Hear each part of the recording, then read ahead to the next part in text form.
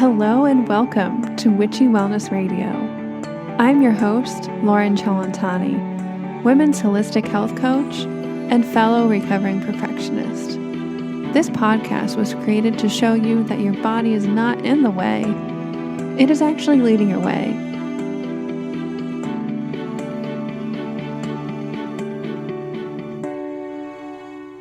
Hello everybody and welcome back to Witchy Wellness Radio, and I'm your host Loren Cellentani, and today we are talking with Stephanie Romiszewski, a sleep psychologist and sleep expert and founder of Sleepyhead Clinic. But before we jump into the interview, I just wanted to say thank you to all of you guys, wonderful, lovely listeners. I've been getting a lot of beautiful feedback lately on Witchy Wellness Radio, and more importantly, through iTunes. So this is just me giving you all a little bit of this witchy wellness love and gratitude that last week was Thanksgiving in the US. And I would just love if you could extend your own piece of gratitude and head on over to iTunes on your phone, on the app, or on your computer and take 1 minute, 2 minutes, 3 minutes and write a written review. Let me know what you think of the show. I would love to hear what you think. I'm going to be posting weekly reviews of the week on Instagram, and the next 5 reviews, written reviews on iTunes, I'm going to send you a little bit of a little snail mail surprise. So, after this episode, head over to iTunes, write a review, and either email me or direct message me via Instagram your snail mail address, and you will shortly get a little surprise from me in the mail. So, like I promised, back to our show today. Today we are talking with Stephanie Romiszewski. She is a sleep psychologist, a sleep expert, and founder of Sleepyhead Clinic. Stephanie specializes in breaking down these complex sleep medicine into realistic, easy-to-use methods which actually resolve sleep problems like insomnia, without scaremongering or endless rules to follow. Just simple, easy-to-use science empowering people to take control of their own health. Stephanie has worked in the NHS clinical sleep disorder centers across the UK, diagnosing and treating a wide range of sleep issues, and has also set up sleep services and ran training courses for other medical professionals. Today, on the episode, we talk to Stephanie about her own backstory. How did she get into this field of sleep psychology, and surprisingly enough, how she struggled with and worked through her own sleep issues. Why insomnia is so lonely and debilitating for people, and how the media today is just fear-mongering all over sleep issues and sleep deprivation. The truth about napping. How to build up your own sleepiness drive. Do relaxation techniques actually help with your sleep? And why your latest life hack or pin is not going to actually help you get to sleep. Should you be tracking your sleep? Tips to help you get to sleep tonight. And we discuss quality versus quantity, which is the complete opposite of most social norms. So, I know I learned a lot through this episode with my own sleepiness issues, and this is just only another way to practice your mindfulness, to really listen to your body and take care of her, because we all need to sleep. But I challenge you to take a listen and kind of let go of these social norms of how or when or where or why your sleep looks. So without further ado, enjoy today's episode.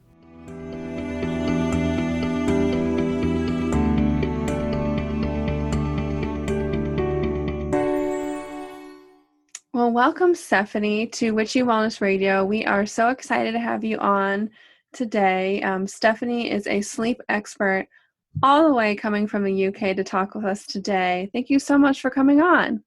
Thank you so much for having me.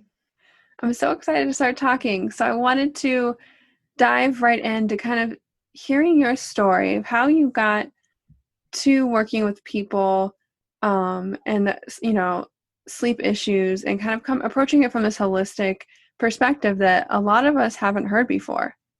Yeah, so I kind of have two, I guess there's two ways I got into it. So the first was that I always knew I wanted to help people and something to do with psychology. So I just started with a degree in psychology, and I had a really cool opportunity to go and do my placement year at Harvard Medical School Sleep Division. So we were doing a lot of sleep research, and that was fascinating. So kind of veered away a little bit from psychology and went more into sleep medicine, which of course there is a lot of psychology in sleep medicine, but it opened up this whole other area for me.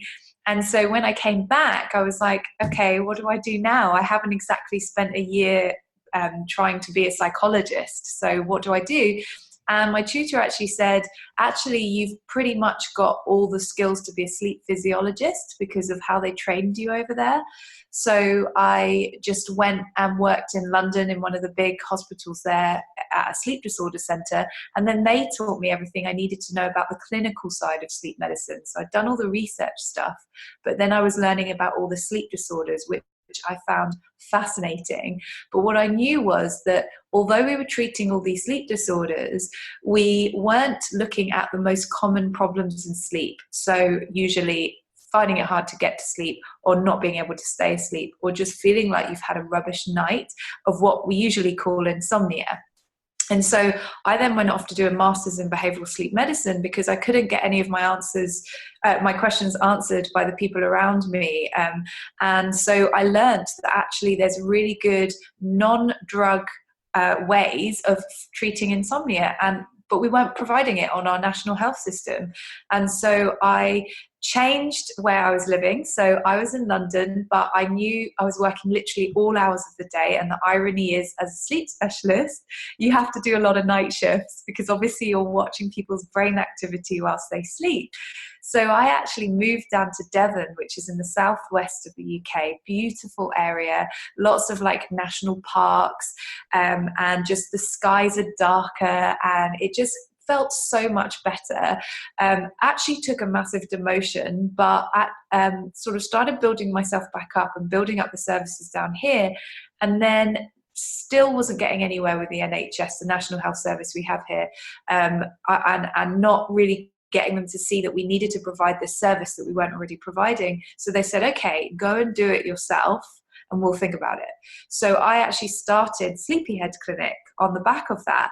But unfortunately, just as I started it, and it started to become really successful, and I was seeing lots of patients, and actually a lot of businesses wanted some corporate help for their employees, and then being on television. So I did a television series, to being working with lawyers and being an expert witness in sleep medicine. It's really interesting what the opportunities that I had. But unfortunately, just as I started it, I also got run over. And so I then had some major surgeries, and of course only could spend roughly for a few years, maybe like 10 days on my business. And so I had my own sort of stuff to deal with. And I actually, ironically, got a bit of a sleep problem because of all the trauma of going through several surgeries and this accident, and my life basically entirely changing.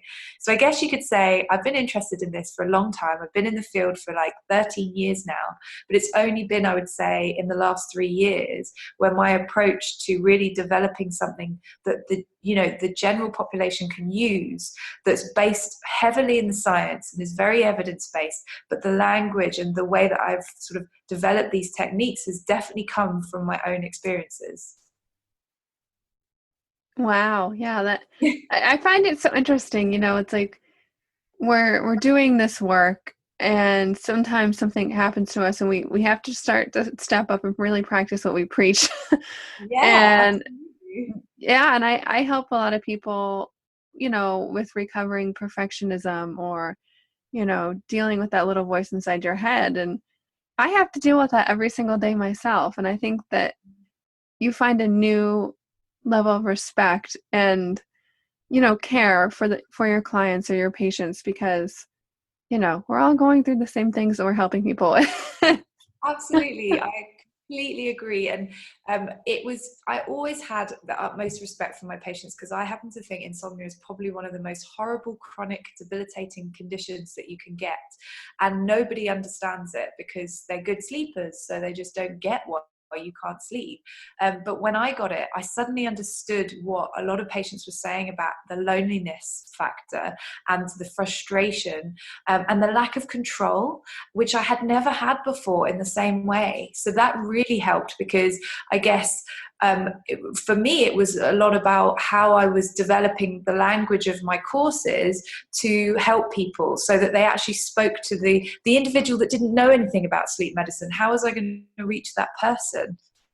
Yeah, I actually have a very good friend. It was so timely that we have this conversation. She's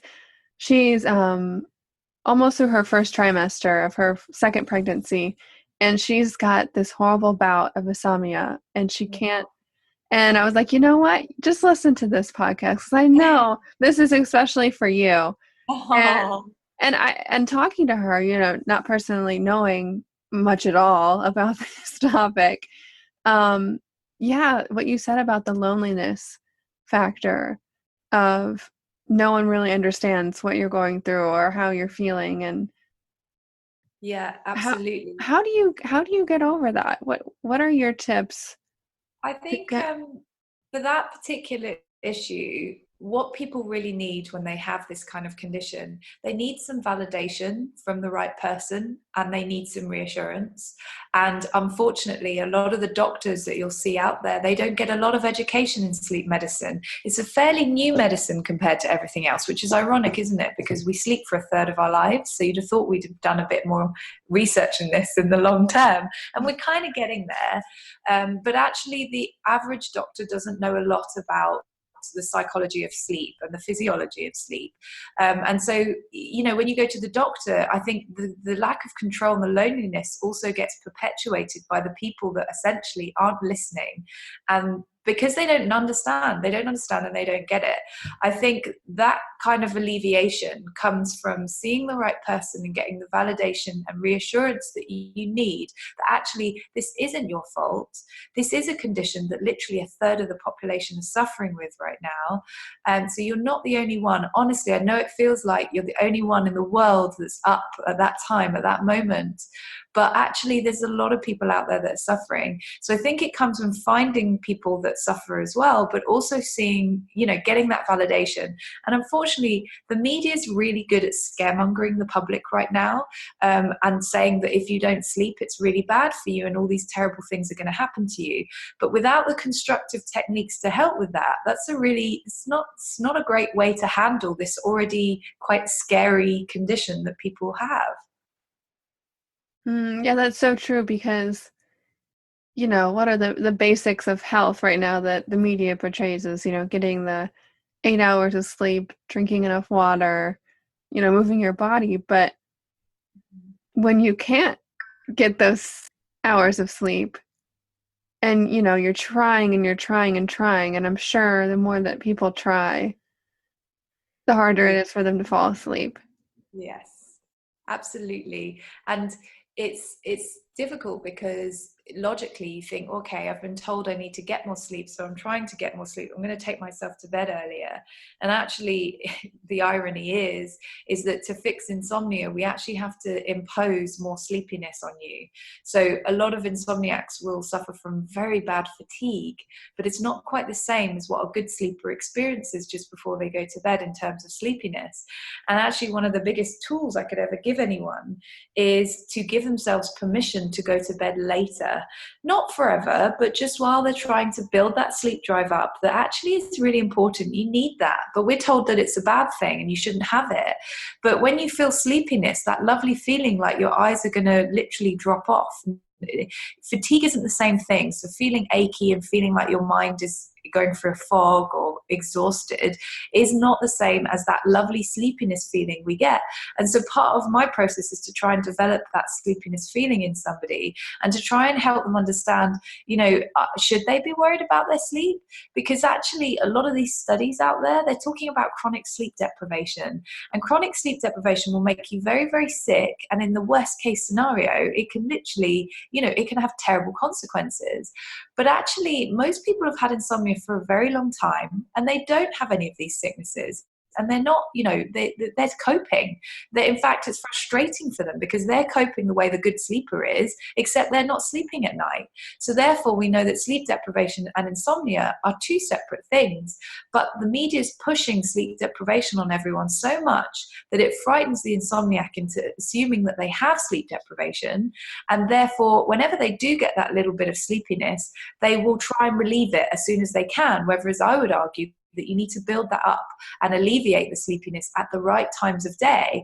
But people will go to bed early, they'll lie in, they might even force or try to rest during the day. And most insomniacs won't be able to nap, but they'll try to because they're trying to get the sleep. But that's exactly what's perpetuating the problem. The pattern that your body usually follows is being lost, and your behavior is only sort of reinforcing that. But your body just desperately wants you to go back to your normal pattern.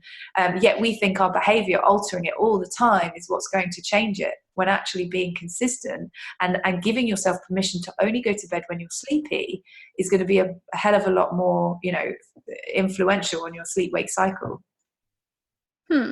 That's very interesting because, I guess what do you think about taking naps? So I'm thinking, just it's almost like I'm thinking of fasting, like intermittent fasting is kind of big right now, where you eat your last meal and you wait at least 12 to 15 hours to eat your breakfast. And it's the same thing, as you need to give your body that time to digest the food, build up that digestive fire. And it's the same thing kind of with the sleep, like you're saying, is build up that sleepiness drive. Yeah, absolutely. The only, the most magic thing I could ever tell people, like the biggest thing as a sleep expert I could ever say, is that the only way to sleep at night is to build up sleepiness. And the only way to do that is to have more wake time. So actually, instead of concentrating on trying to force yourself to sleep all the time, we should be concentrating on having more good quality wake time. So by good quality, that doesn't mean continuing to worry about your sleep. It means filling your day with social activities, exercise activities, getting outside in the fresh air, everything that you would do if you were feeling better. But most people cancel all that stuff when they feel they can't cope. And then, of course, that perpetuates the problem. Unfortunately, with napping, it's a difficult one, because I know in the media at the moment they're going on about how napping is good for you, or it can really improve your cognitive function in the short term. And that's true. That's absolutely true. If you get a 20-minute nap in the day, you probably could, if you wanted to, increase your cognitive function, your problem solving skills. And it basically feels like you've had a little bit of a sort of an energy burst. But that's just it. That's not how your body usually works on a day-to-day basis. And so you'll build that drive that you're trying to build up gets dissipated. And then, of course, if you're not sleepy by 1 o'clock in the morning, you're like, oh my God, something's wrong. When I would argue, your brain is like, yeah, but you cut through with that sleep drive with some sleep. So we don't need to go to sleep yet. We've had our fill. And you might only perceive it to have been a 20-minute nap, but your body's so smart, it can change the architecture of your sleep to allow you to get what it needs in 20 minutes rather than 8 hours. So, this idea of sleep debt, for example, is not quite right, because actually it doesn't take as long as we think it does to recover from not sleeping well. But our perception that it does makes us worry, makes us get anxious, makes us feel we need more sleep. And then we start changing our behavior, and then we start mucking up, our days, and when we have no regulation of eating, exercise, socializing, and having a routine of sleeping and waking, that, your body's got nothing to clutch onto. And it just thinks that that's what you want, that you don't want to sleep in a nice consolidated fashion. So what you're saying is really filling your day, making your awake time full, and to really prepare yourself for the sleep time. So what do you say about relaxation techniques or even meditation to get you into that sleepiness state? So you just said it there. It's actually real. It's a fallacy. Unfortunately, relaxation does not lead to sleep. There's no evidence of that. So you can't force yourself to relax and then suddenly get sleepy. And so using relaxation as a reactive tool to not sleeping won't get you very far. And so a lot of people who are listening to your podcast that might have insomnia will be like, oh my God, that's the first time anyone's ever said that to me. I've been trying to relax and do everything that everyone's telling me to do, and it's not leading to sleep. And that's because they need to build up that sleep drive. That's what's going to make them sleep. Now, that's not to say that relaxation isn't going to do anything for you, but our expectations need to change. Relaxation should be used all the way through the day to cut through the stress, so that by the end of the day, you don't have this build up that needs to be dissipated before you go to bed. Unfortunately, you cannot just distract. If you've had a very stressful day, for example, you can't expect to just sit down an hour before you go to bed and do something like a psychological technique that might get rid of all your thoughts and then you're fine to go to bed. It just doesn't work that way. Good sleepers, you'll find that they tend to be the kind of people that can, during the day, sort of put things to bed. Every couple of hours or so, what are you going to do to bring yourself back to balance? What are you going to do just to chill out right then and there, rather than running around like a blue-assed fly, really super busy, and then expecting yourself to just go to bed fine, or having an hour where you think you can fix it all before you go to bed. So relaxation is really good for you, but I would use it as it was intended, which is to wind you down and get you back to your balanced state, rather than assuming that it's going to lead to sleepiness. Like I said, the only thing that leads to sleepiness is more good quality wake time. Good quality meaning having that social time, having that exercise, going outside, and making sure you have enough of that, and it's the same amount each day. So you're not getting up at different times every day, and then your body doesn't understand how much of a sleep drive you need. Because if you usually get up at 7 and then one day you get up at 9, your body again is going to be like, well, we don't need to go to bed so early because you got up at 9, you had an extra 2 hours, therefore I don't need 2 hours. Yet you're sat up worrying about why you can't sleep. So we really don't understand how our behavior affects our sleep. And I think you said it perfectly, with the relaxation being this, it's a practice throughout the day to keep yourself focused, and while you're keeping your day full and active. Because I know a lot of people listening to this, and sometimes myself included, I have to always keep myself on track, is your day might be full, but you're just plowing through it in this stress, fight or flight response. And the moment you sit down, the moment you get home, it all just comes piling on you. That's when you might get a craving for chocolate, or you might snap at somebody. And I love what you said about, you can't just unload all of this stress and all of these worries and anxieties at once at the end of the day, because you're just you're filling up your cup with all that all day. But relaxation, mindfulness keeps you present and focused on what you're doing during that moment. And I think that's really what this is. It's a different way to practice mindfulness, to stay present. And then the sleepiness will naturally kind of evolve. So with that being said, we talked about relaxation, but I think of Pinterest or anything in the media where there's like these endless tips or, life hacks to fix our sleep. What do you have to say about all these things that keep popping up? They don't. Do you know what? Unless, for example, with the caffeine one, unless you're somebody that drinks like 20 cups of coffee a day, reducing it to having nothing isn't going to suddenly fix your sleep problem. Yes, we know that there are things like caffeine that can affect your sleep, but they don't necessarily cause really significant habitual sleep problems.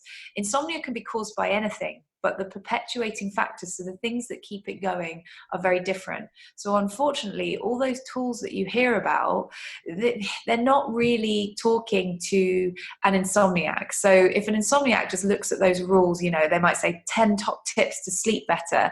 Those rules aren't really for somebody with a habitual problem. They might be able to make the average sleeper, so somebody who doesn't have a problem but just wants to see if they can get a better quality sleep, then yes, maybe looking at some of those things that it's highlighting, like reducing alcohol before bed, not having caffeine too late. Those things might improve the quality of your sleep slightly. But in a habitual problem, so somebody who's had a problem for more than 3 months, none of those things are going to fix it, which is really sad, because again, a lot of people listening will probably again be like, oh my gosh, that's the first time somebody's actually said, or out loud, that these things are going to fix your problem.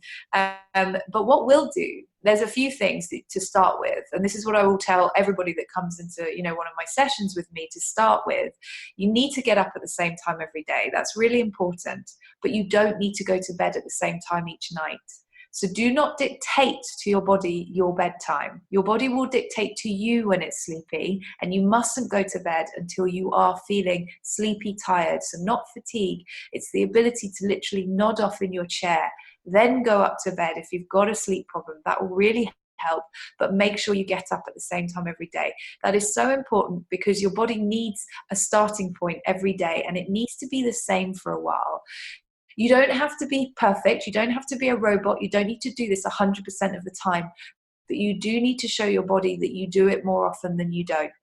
So, about 80% of the time, if you can stick to that kind of schedule, you're going to start to notice that you're going to get sleepier, especially if you avoid napping during the day, which most insomniacs can't do anyway. But when you start doing this kind of techniques, so going to bed later and getting up at the same time, no matter how badly you slept, you're going to start getting sleepy. And first of all, that might seem scary, but actually it's a good thing. And what I'm asking you to do is push it right round until the evening time, late evening. Don't nod off. Try not to nod off as much as you can, and then let it be alleviated at night. And that will start to reset your schedule. The one other thing that I would suggest is that you get more light in the mornings. So we're also bothered about, light in the evenings. And it is ironic that we always want loads of light and everything. All the technology is on late into the evening. But it's so funny, because when we wake up in the morning, we're busy creeping around in the dark, which always makes me laugh, because light is the most influential factor in your sleep-wake cycle. If you have more light in the morning, and it can be artificial, so just turn on all the lights, get yourself outside, wherever you can get that light, especially if you're in a particularly dark country in the mornings, you want to get outside or get that artificial light. It's really going to reduce your melatonin levels, which is your sleepy levels. And that will really help to get you alert quicker. And it will kind of send signals to your brain to sort of allow it in the future to understand, she wants to be awake at this time, so I'm going to release all the right chemicals for her to be awake. And similarly, later into the evening, if you just reduce your light exposure, you don't have to stop doing all your favorite things. Don't ever let someone dictate to you what you do before you go to bed. You've got to enjoy yourself at the end of the day. It's your life, but you should just reduce the brightness. Make sure it's not quite the same as what you would do during the day, so that your body understands the difference between the morning and the evening. And with those 4 rules, you should find that you see differences in your sleep, but you've got to be consistent. And often when we see things making it worse in the short term, and unfortunately your body doesn't really like change, so it doesn't feel right in the short term, a bit like weight loss. It's so hard in the first 2 weeks to stick to something. But that consistency, if you can just get through that hump, then you will start to notice differences. That sounds wonderful. It made me think, you kind of touched on this, but I wanted to hear more your opinion on tracking your sleep, because I know even with our phones, like my iPhone, when I set my alarm, it'll tell you, what time are you going to plan to go to bed, and what time are you going to plan to wake up, and then automatically it tracks your sleep for you. But with all these, the iPhone, the watch, and all of these, computerized tools that people use to quote unquote help them to track, I almost feel like it's like the more information is just more stress. Yeah, absolutely. I completely agree. I really think that the people that have developed this technology, the best thing they could really do is try to encourage you to get your phone and put it somewhere else before you go to bed.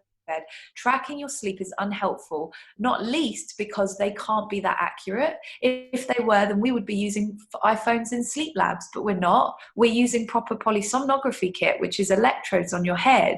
So how can they possibly be getting the same information that we're getting? They can't. So one, the information isn't going to be accurate. And two, it only helps us to obsess over it more. And actually, I believe that you need to let go of all that stuff. You don't need to follow any crazy rules like these top 10 tips for sleeping. You don't need to track your sleep. There are a few things once you start understanding the physiology of your sleep, like I've talked about, that you should be very mindful of. But the rest of the time, just let it all go. Because actually, us trying to control our bodies never works very well. So it's better to understand how your sleep works. Make some very sort of brief adjustments like we've been talking about, but let go of all the other stuff, because all it's doing is increasing your anxiety. And of course, increasing your anxiety will only increase your heart rate and your temperature, which is exactly the opposite sort of environment that your body needs to make you sleep. That's so true. And I think a lot of the people listening, they might not think they have sleeping issues, but I know a lot of people identify with Yes. having stress and anxiety issues, which therefore definitely affects your sleeping. And I think I'm so glad to have you on here, because I know this is helpful information for everybody listening, myself included. Is there something that somebody can do today to, maybe they haven't been able to fill up their schedule right away with things that keep them active, but what's what the biggest thing they could do today to help with their sleep tonight? Okay, so I guess what you're saying now is more short-term solutions, so Yeah. something that they can do. Okay, so first thing is, don't worry, because a bad night's sleep can actually be good for you. So if you get a bad night's sleep, you're gonna build up a sleep drive, which is good. And if you're following all the rules we've already talked about, like, going to bed later, give yourself permission to go to bed later, enjoy yourself, stay up until you're sleepy, get up when get up at the same time every day, get plenty of light, and try not to nap during the day. If you're doing all those things, then rest assured, if you have a bad night in the short term, that's only going to help the results happen quicker, because your body will use that sleepiness to its advantage to help build the quality of your sleep when you get it. But in the short term, especially if you've taken on board, yet you're not going to worry or whatever, you can still be having repetitive thoughts, you can still be having all the anxiety, and whilst the sleepiness can override that eventually with all these great long-term tips, in the short term, there are a few techniques that you can do to help alleviate some of that repetitive thinking. One of them is called the technique. So literally repeating the word the over and over at night, out louder in your head, maybe every time you breathe out, just because it's a neutral word, so you can't associate anything with it. So it's not like counting sheep or counting backwards, which doesn't really work because of all the associations you can make with it, and you'll sort of go off into your own little world with it, which isn't helpful. It keeps you on track, so it's kind of like a mini version of trying to help someone meditate. You can't stop thinking, that doesn't exist, so don't try. But if you repeat the word you are less likely to have thoughts at the same time, because speech and thought are generated by a very similar area of the brain, and it can't quite do both at exactly the same time always. If you find yourself starting to think, then it's probably because you've stopped saying the word the. It sounds super bizarre, but it does tend to work when you're highly stressed in an acute situation. It's not going to make you sleep, because like I've said, there's no magic. There's nothing magical that in one night is going to fix your sleep. So if you've got a long-term problem, you need to do the long-term things to get it back. But that is one way to help alleviate some of that stress and anxiety. The second tip I would give is where I would get you to lie flat on your back in bed. So usually when we can't sleep, we're crunched up into a little ball, eyes tight, thinking, oh, for God's sake, just go to sleep. I've got a meeting tomorrow. I really need this. So the first thing I would say about that is, one, you do not need 8 hours. You don't. You only need as much as you need on that night. And quality is much more important than quantity. So you need to try and get this quantity idea out of your head. It only comes from social norms. It doesn't come from science. So try and just get what you feel you need. So try to let go of these expectations of a specific amount of hours, just to encourage yourself to get good quality sleep. And then I would lie nice and flat, look up at the ceiling, keep your eyes wide open in your pitch black room, and keep looking up and say to yourself, I will stay awake. I will keep my eyes open. And often when you indulge in your most feared behavior, if you're trying to do the exact opposite to what you're usually doing, you can alleviate some of the pressure that you're putting on your body. Think about it in real life. If somebody was screaming and shouting at you, you wouldn't be able to get your job done. And that's exactly what we're doing when we put pressure on ourselves to sleep.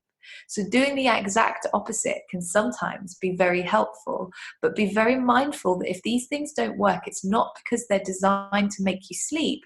They're just designed to stop you from putting pressure on your body and to stop overthinking. And that, I think that's so important, is, realizing how much pressure and the quality of talk that we tell ourselves. We wouldn't want anybody yelling at us, like you said, or, we wouldn't want to talk to a loved one or a friend the way that we criticize ourselves. And I know that's just one part of these sleep issues, that,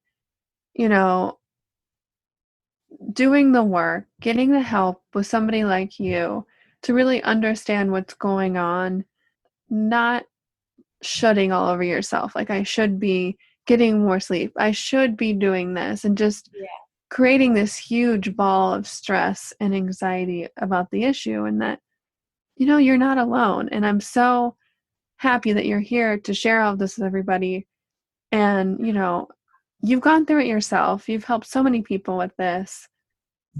If people are interested, which I'm sure a lot of them are, with learning more and working with you, other than this wonderful podcast, could you talk about a little bit with your online course, or how people can work with you if they're interested?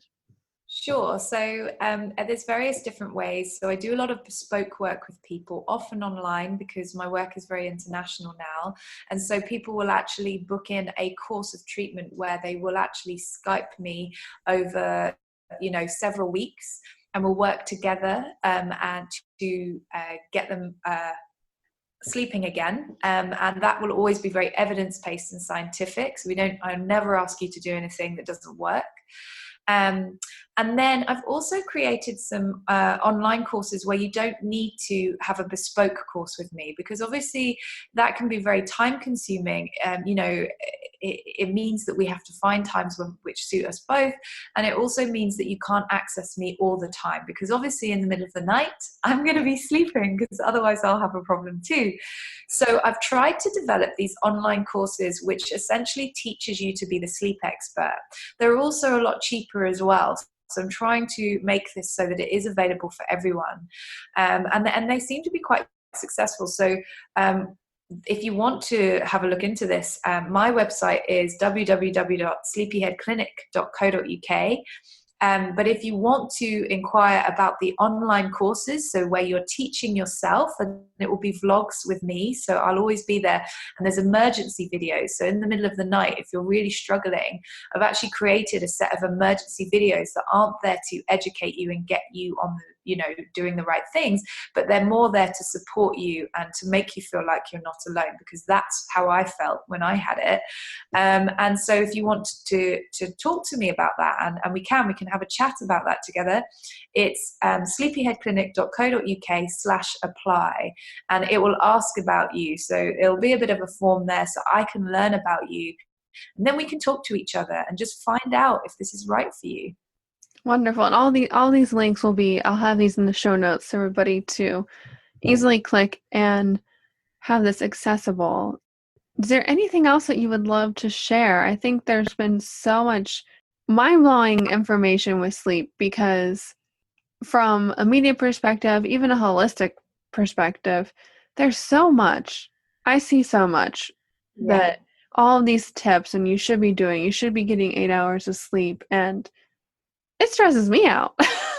Yeah, So absolutely. I'm so happy that you're doing this work and helping so many people with these issues. So I guess what I would say is try not to listen to everything you read or you hear, because a lot of it isn't based in science. And then just remember that you're doing really well. So it's really horrible. Insomnia makes you feel terrible. But remember that unlike a good sleeper, you're doing everything that they're doing without sleep. So you're actually doing really well. And remember that there is an actual solution out there. Just because you haven't found it yet, and you might have had this problem for 20 or 30 years, what I do, for some reason, the information is just not out there enough. And that is what I am trying to do. I'm trying to get it disseminated in a way that everybody can understand. But it's very hard for people to find the right information out there. So just know that you're not alone. This problem is real and it's not your fault, because often doctors can kind of make people feel like, there's something that they're doing wrong, and that there is a solution to this. So there's no need to give up hope, and remember how strong you are. So beautiful. I couldn't agree anymore. Again, I will link all for your information up, your website, the links for working with you privately or your online course. And where else can people find you? So I often give away loads of free advice on social media. So whenever I'm in clinic with a patient, they always say such interesting things. I love to share it. And it's helping a lot of people right now. So on Twitter, it's at Sleepy Clinic. On Instagram, it's at Steph Sleepyhead Clinic. And I'm on Facebook as well as Sleepyhead Clinic. But thank you, Steph, so much for coming on. I know I've learned a lot Oh, today. good. Thank you so much for having me. And remember, open up, surrender, trust, and let your body lead the way.